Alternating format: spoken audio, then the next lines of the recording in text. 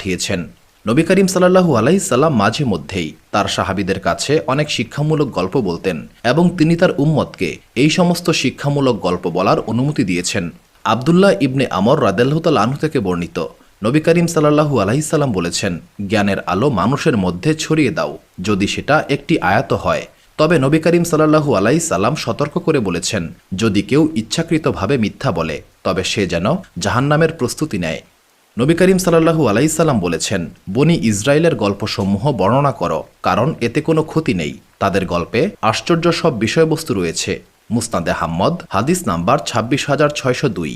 নবী করিম সাল্লাল্লাহু আলাইহি সাল্লাম বলেছেন, আহলে কিতাব অর্থাৎ ইহুদি ও খ্রিস্টানদের কাছে কোনো বিষয়ে জিজ্ঞাসা করো না, কারণ তারা তোমাকে সঠিক পথ দেখাবে না। এমনও হতে পারে তাদের মাধ্যমে তুমি সত্যকে অস্বীকার করবে এবং মিথ্যাকে বিশ্বাস করবে। সহিহ বুখারী হাদিস নাম্বার 7363।